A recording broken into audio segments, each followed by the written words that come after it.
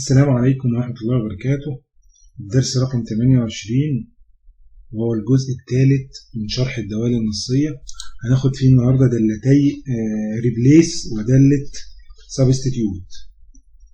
الدلتين دول من دوال للتعامل مع النصوص داخل برنامج مايكروسوفت اكسل، بيشتغلوا تقريبا بشكل مشابه ولكن في اختلاف ما بينهم هنعرفه واحنا شغالين.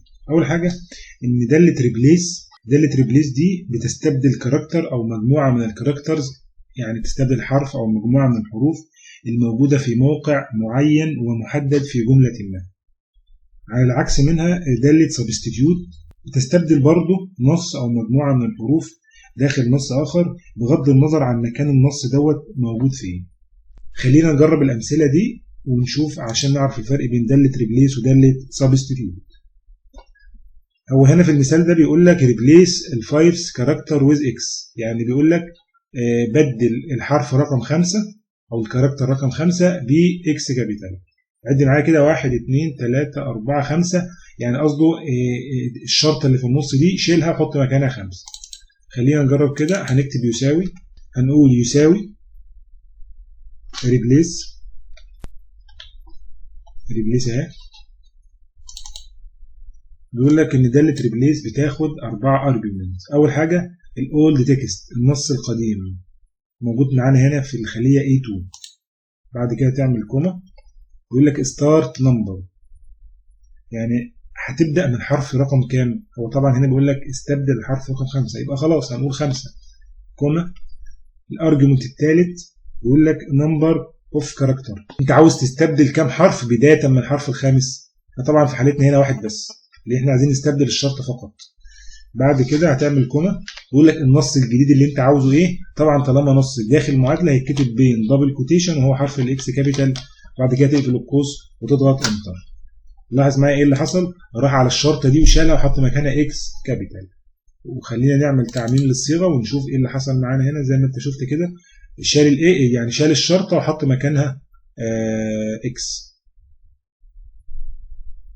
ولكن لاحظ في الخليه رقم او في الصف رقم 2 هو ما شالش الشرطه، شال الحرف 0. يبقى ده الفرق بين داله ريبليس وداله سبستيتيوت. احنا هنا في داله ريبليس لازم تحدد مكان النص اللي انت هتشيله. خلينا بقى دلوقتي يعني نجرب كمان نفس المثال بتاع ريبليس. على المثال دوت بيقول لك استبدل الحرف الثامن بكاركتر، او بيقول لك استبدل الحرف الثامن بكلمه USA. هنقول يساوي ريبليس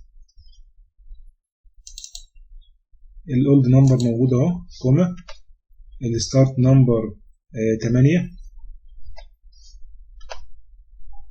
النمبر اوف كاركتر 1 هستبدله بس فقط بنيو تكست اللي هو اليو اس اي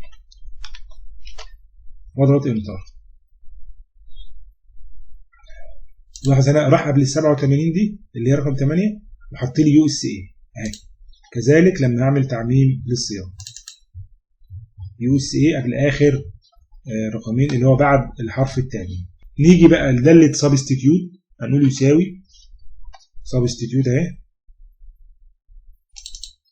اول حاجه بيقول لك التكست اللي انت عاوز تستبدل منه وهو موجود في الخليه A7 هحدده.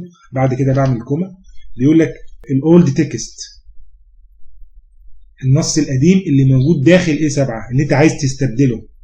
في حالتنا هنا هنعمل دبل كوتيشن ونكتب شرطه، يعني الشرطه دي ودبل كوتيشن.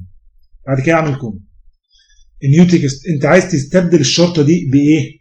لو ما كتبتش انا الارجيومنت الثالث والرابع باي ديفولت هيروح على كل الشرط ويشيلها، او على كل النصوص اللي انا حاططها شبه النص ده كده. تمام. طيب خلينا نكمل بقى كده ونشوف الارجيومنت الثالث النيو تكست. قلنا له خلاص هنسيبه فاضي. بعد كده هنعمل كوما ونضغط مثلا 1 ونضغط ونقفل القوس زي ما المفروض كده ونضغط انتر. شوف ايه اللي حصل، راح على اول شرطه وشالها وبعد كده كمل ساب الشرطه الثانيه عادي. اعمل تعميم للصيغه وشوف الفرق عامل ازاي. وهو ده المثال اللي هو عايزه هنا في حالتنا اللي هو ريموف اونلي ذا فيرست داش. طيب احنا بقى عايزين نشيل كل الداشز. هنروح هنا كده في نفس هو المثال ده المفروض ان فيه داش هنا، خلينا نحطها عشان نشوف ايه اللي هيحصل لما نستخدم كده كده كده كده. خلينا نقول هنا يساوي substitute، النص موجود هنا، ونعمل كوما. النص القديم اللي انت عاوز تشيله وهو الشرطه كوما. طبعا بما ان احنا عايزين نشيل كل الشرط اللي موجوده يعني في النص دوت، مش هنكمل بقى المعادله وهنقفل القوس على كده ونضغط انتر. لاحظ معايا شال كل الشرط او كل النصوص القديمه اللي موجوده فين في النص اللي احنا اخترناه دوت. يبقى احنا كده عرفنا ريبليس وعرفنا سبستيتيوت الحالتين بتوعها. خلينا نجرب حاله كمان موجوده هنا، بيقول لك سبستيتيوت او موجوده فين؟ موجوده هنا. بيقول لك سبستيتيوت 3 اكس كابيتال فور سكند داش. عاوز تبدل الداش الثانيه بس، بسيط. هقول يساوي سبستيتيوت، التكست موجود اهو. بعد كده الاولد تكست موجود عباره عن شرطه بين دبل كوتيشن، واعمل كوما. النيو تكست دبل كوتيشن فاضيه. لا، طب النيو تكست هنا بيقول لك 3 اكس كابيتال اهمت، تعمل شيفت 3 اكسات.